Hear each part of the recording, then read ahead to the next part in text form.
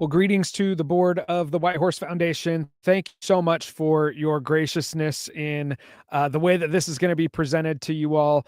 We had recorded an amazing segment with your team here, and for whatever reason, we had some challenges with the technology, and for some reason a file got corrupted, and so we're doing a bit of a different perspective on that conversation now, and I'm going to do my best to answer the questions that came up in that time in this format.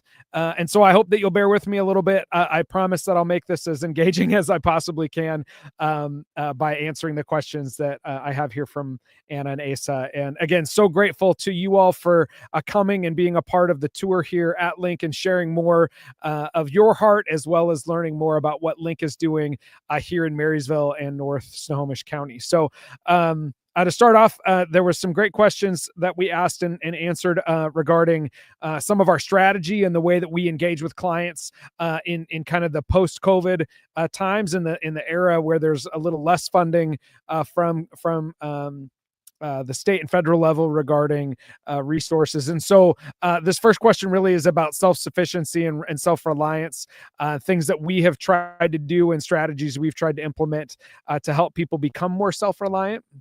One obvious answer to that question, and something that comes up around here a lot, is we have a lot less pass-through funding that comes to us that we're supposed to write checks for clients. So quite a few of our clients through those first years were receiving assistance funding either through rental assistance or utilities assistance or help with groceries or cars or whatever else. And it was coming in the form of checks. And to be honest, as an agency, that was getting really tiresome and kind of frustrating, because we were more a check writing agency in that time than anything else. And though the work was beautiful and we found ways to connect with people along with other resources, just writing checks isn't who we are. And so having less funding in that format to be able to write checks is actually really helped us to improve in that area, and not just be a check writing entity for our clients. Many of those folks that are coming to us now are coming to us because they have a physical, tangible need. They need access to clothes or to food resources or help with getting a job, or student spaces, things that we're doing here in the studio. So they're literally physically coming onto the property and participating in physical, tangible programs. And so that's helped a lot, both because folks are coming to us with different needs, but also because we can meet those needs over and over again together, and be strategic in the way that we relate and build relationships with our clients. As well, we're trying to ask people to participate in that work now. So that's not just about what we can give you, but it's about how you can contribute to helping others as well. So quite a few of our clients and folks that come to access the services we have, they're also volunteering and they're participating in the work. In fact, we just had a client in here this week that came in and brought in donations, clothing donations that her kids had outgrown, and brought them in, got them all situated here, helped to get them sorted and whatever else, and then was able to access the clothing closet and get some clothes that her kiddos did fit into. So those are some kind of really tangible ways that we're trying to get our clients to go from being client recipients to being client participants, and really being collaborative at work. And then as far as measuring that, it's sometimes it's challenging, because with certain contracts and different things that we get from Snohomish County or Department of Commerce or even state funding, there's a lot of requirements on tracking and measuring, who's using what service. Again, as those funding sources shift and change, we're being a little less strict with some of how we track. Some of that is related to our current political climate and clients needing to have a space where they can come in and be a little less identifiable. We don't want to put people in precarious situations where they may be maybe not able to access resources because of concerns about being identified. But also we want to make sure that folks are safe while they're here.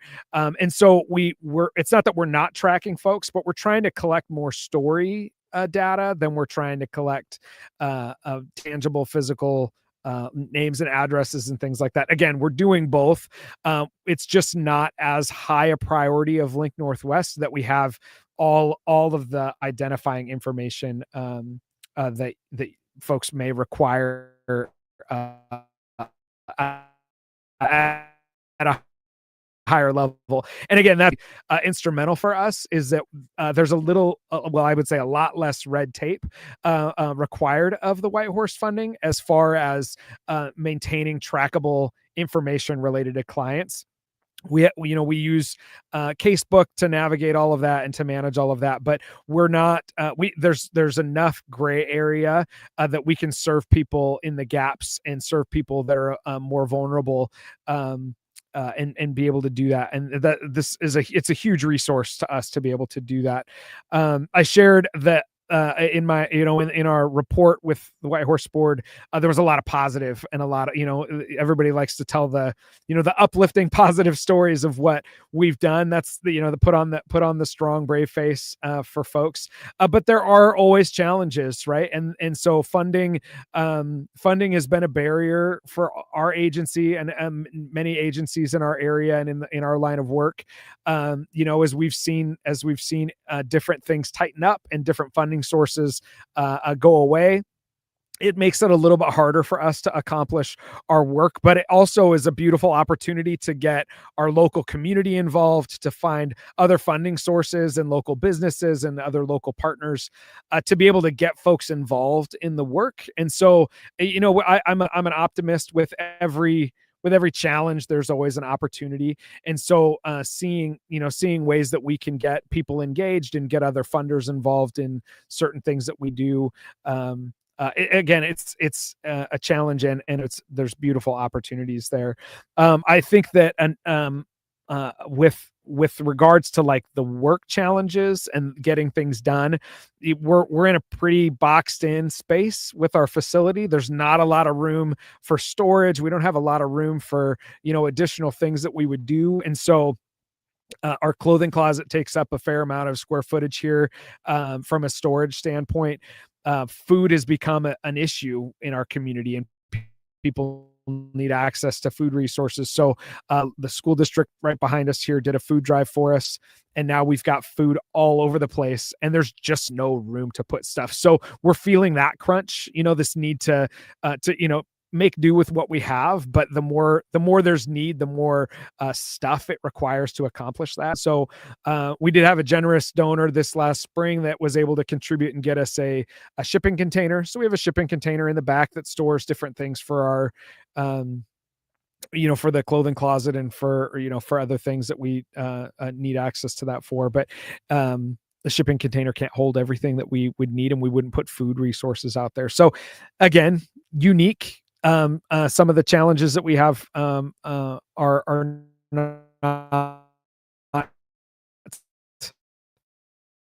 to say no to some things, to say we'd like to not work on that project that's at this point in time, because it gives us capacity to rethink, to reevaluate how we would maybe serve differently or in some ways better based on the program. Again, the funding challenges are a great example of that.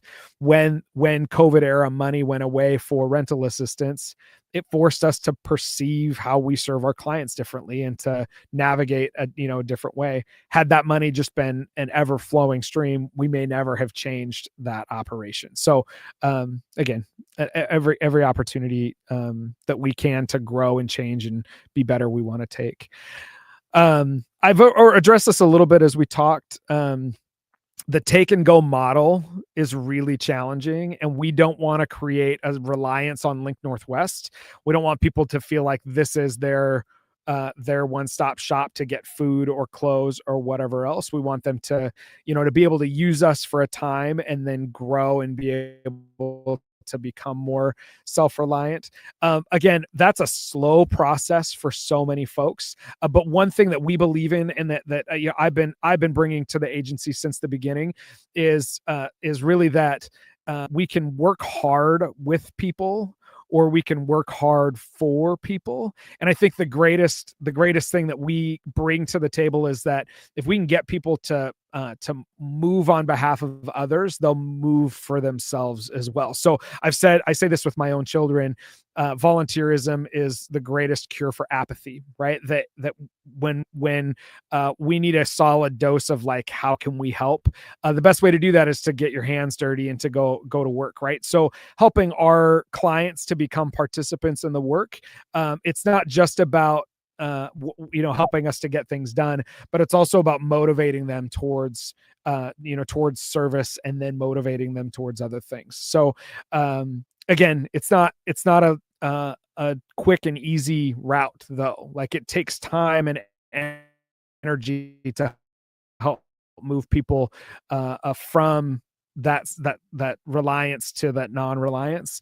And I speak, Link's pretty young in this, and so we don't have a lot of long game experience with that with folks. We've seen how it's helped some people, but I see this in our local food banks a lot of times. People have accessed our food banks over and over and over again, and then they become reliant on that service. And then when they can't access it, it's a huge barrier. And so, watching as our local food bank strategize how to help people meet with local farmers to engage on their own with accessing food resources, to budget differently in order to be able to afford groceries or to afford what they can from the grocery store. Just that slow process of development, it pays dividends for people, because the goal is for people to be able to land on their own feet, to be able to work and accomplish those things on their own, and not be always reliant on these services, while also recognizing that life isn't just about what we need from a basic needs standpoint. It's also how I can engage with others, because we're learning to become parents, or we're learning how to parent teenagers, or we're navigating loss because we lost family members, or we lost parents, and the grief support. There's all kinds of things that the Family Resource Center here accomplishes. And with basic needs, the goal is to move them from needing us to relating with us and becoming a part of the family. And so, it's unique. It's hard to see this in the studio because we just don't see the whole building.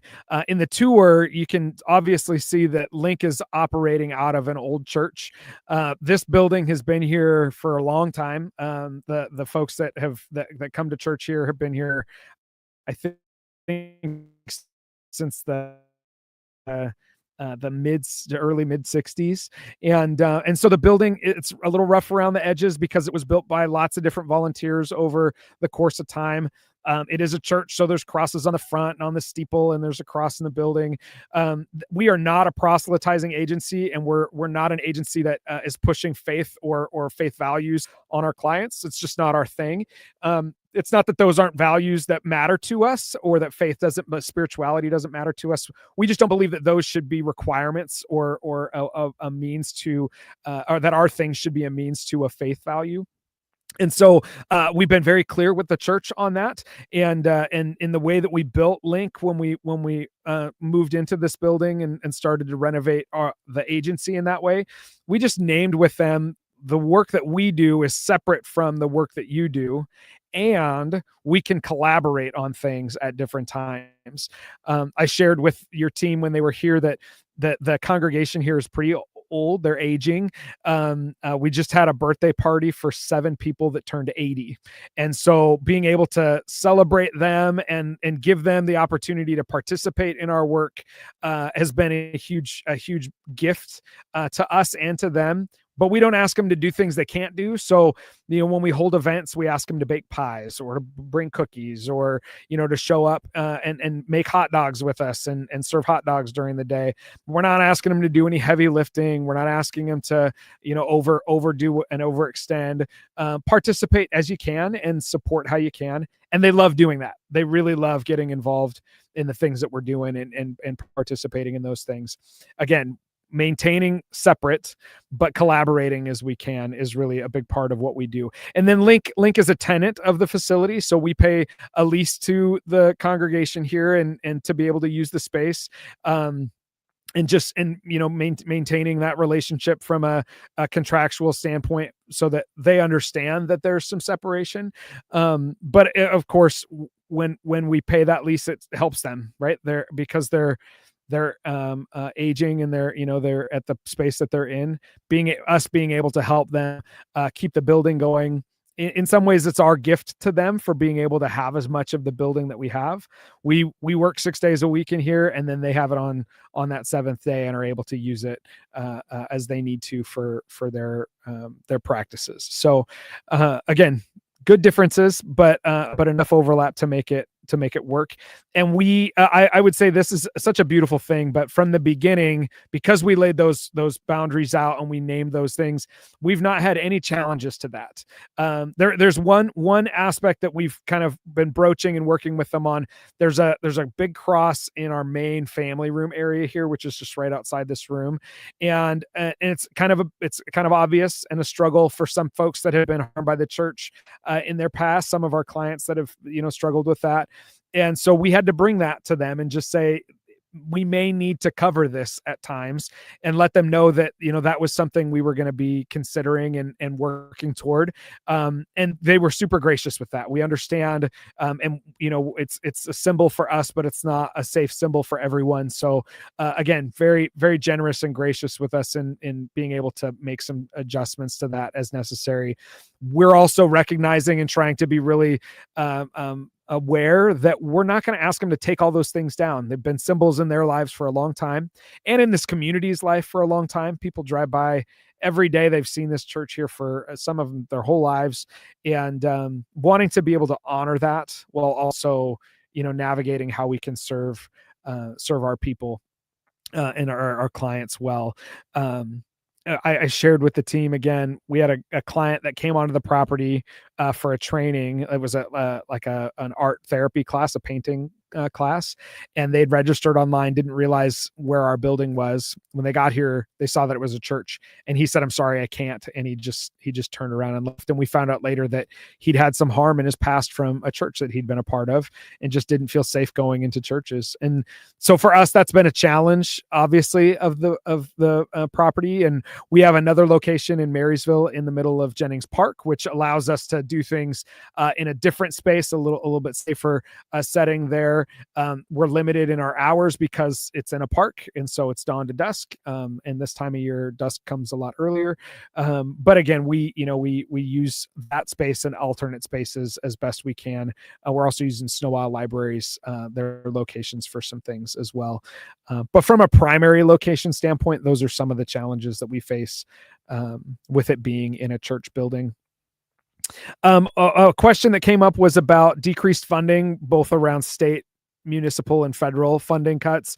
At this point in time, our budget is solid, and we're not seeing any significant shifts. If anything, we're seeing small increases based on community folks getting involved with wanting to support families in need. And then also there's been some bumps in some of our contracts to provide additional funding for food and supporting people with food. And so we haven't seen a significant challenge or decrease in our funding streams at this point in time. Our budget this year is actually just a touch lower than it was last year. I think the budget came in about $25,000 less than last year. And most of that is because of the ARPA contracting funding, the pass-through money we were getting from the county for that. So no significant threats to our agency from that. And again, I like to say, I mean, you've heard me say this, I see some of those things as opportunities. I really believe that our community as a whole, all of our communities, not just the Lakewood community or the Marysville community, need to get involved with our family resource centers. There's lots of great businesses doing amazing work. They need to know about what we're doing and how they can get involved. There are lots of neighbors that have resources that need to know what we're doing and how they can get involved. And nothing drives, that need for those folks more than a little bit, I wouldn't call it desperation, but some funding challenges, right? Like, if we don't need it, we're not going to ask for it. But when we do need it, we can go out and we can ask our folks, and we get a little bit better about how we ask our neighbors and our local businesses to help us. So I also shared with the group, and we had this on camera. It was fantastic, and I wish it would have been saved.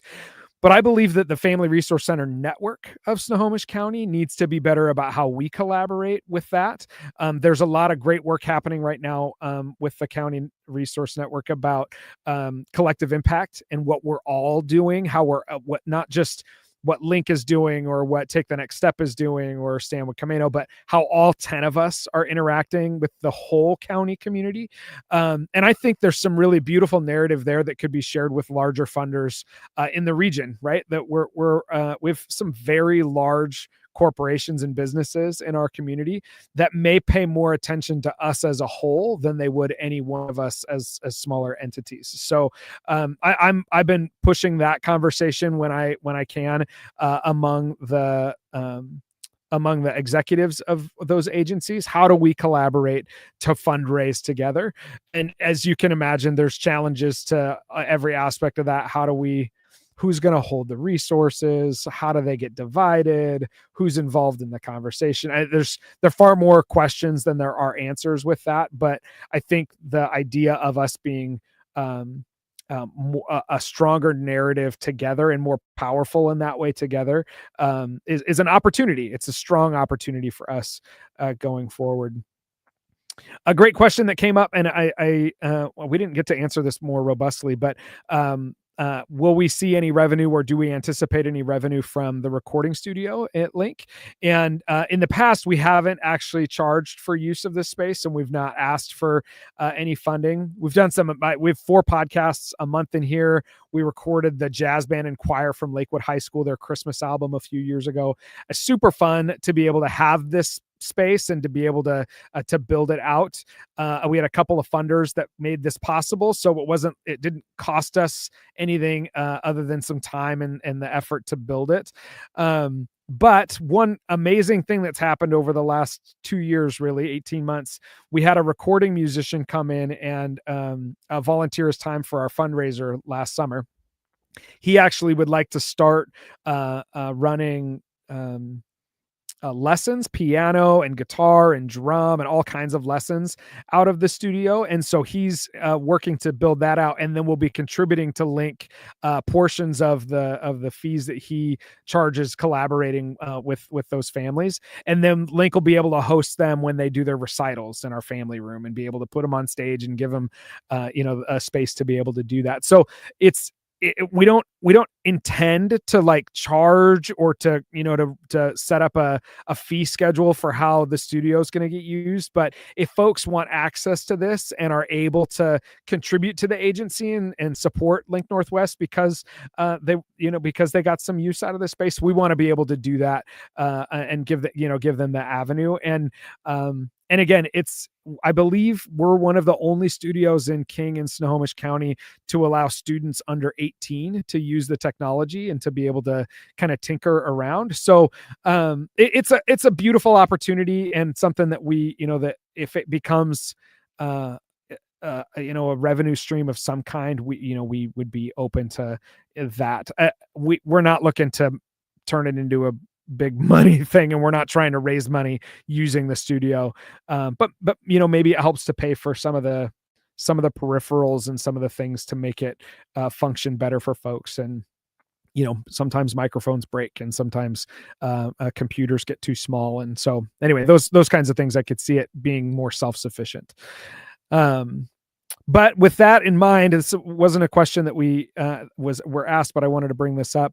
This last spring were able to purchase the Sylvana Five and Dime, which is a thrift store up about 6 miles from here, about 15 minutes away, that we call our perpetual fundraiser. It's a place for people to be able to donate housewares and furniture and media, music, video, movies, those kinds of things. And then the funding, all those things get sold and purchased, and then the funding comes back to Link, any profit from that.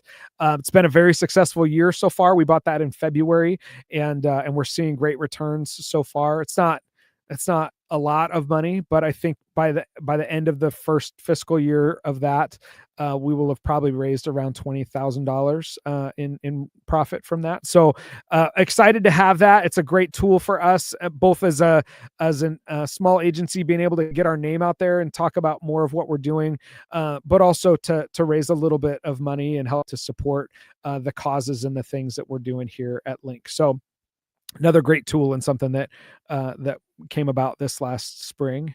And then the last question on the list was, what actions do you all take to bring resources out to the community if folks aren't as comfortable entering the church? And again, I shared some of that we use Jennings Park and that we're using the library some. We like to take the show on the road. You know, the reality is people need us to be where they are. A great example of that, we have Thanksgiving distribution happening next week, and we'll be doing meal bag kits for people that want to cook at home, and then pre-cooked meals. We have a team of about a dozen volunteers that are going to leave on Monday and Tuesday and deliver meal kits out to households all across Marysville. And then we'll have a team that's here helping people that need access from our location here. They want to come and pick it up from the building. They can do that with our team here. We don't assume that people can get to us or that they want to get to us, but we do believe that people need the things that we offer. And so if we can get off-site and bring those things to them, we want to be able to do that. And whether that's therapists taking walks in parks or folks doing art in the buildings at Jennings Park. We did a parenting class called X Parenting, and we had all of our families meet us in the Jennings Park barn and be able to do that. It's a lot more accessible for folks that are adverse to the building that we're in here. And I would say too, not everybody's that way, and we don't have a lot of folks that come in and go, oh, but we don't want to be a barrier for anyone. We don't want the facility to be a barrier for anyone. So we do take steps to help get off-site and make sure that people have access to us in other ways. One thing that we talked about, I don't know if this will come up in your conversation, and this is certainly not a short, like we're not talking about doing this anytime soon, but eventually this building is probably going to have to come down. It was built by volunteers over a long time, and they didn't take very good care of it in that process. And so there will come a day when the building in Lakewood will need to be torn down and something new built. We've talked about what that can and might look like, but what we know is it probably won't be a church when it gets rebuilt. It will probably be a family resource center with other services under the same roof, and that there may be like an homage to the congregation, that, a way to celebrate their gift or their time on the property. But it's likely not going to be a church when that time comes. They're very comfortable with that. And that conversation has come up a number of times where they know that whatever's next here is not going to be a church, but it's going to be something that serves the community in a deeper and broader way. And they're okay with that. And we're trying to help celebrate that. And again, honor them in the process. So there'll be a day when it's different. But for now, we're just doing our best to honor them and honor the community and to reduce as many barriers as we possibly can. So again, I think it kind of in closing, I just want to say thank you to you all. You've been an amazing support to our agency for these last, 4 years now. Being able to reach out to you all in the fall and be able to share what we're doing, and also to make requests for funding. It really ensures that we're able to close gaps and to make it easier for people to access services. The folks that need us to have bridges in the programs, right? To be able to find money so that we can pay for lasagna and childcare while they're getting parenting classes, or to make sure that there's those peripherals so that it's easier to participate. And that's the Whitehorse Foundation really incredibly provides for that, for us to be able to help people to be here and to participate in the things that we're doing. So I can't thank you enough. Thank you so much for all that you do and all that you've done for Link, but also all that you do community-wide to help to help us as helpers reach in and help other people. So thank you so much again for all that you do and all that you've been. And if you have any other questions or anything that you would like to know or see, please feel free to reach out. We'd love to share more with you all. I appreciate you. Have a good one.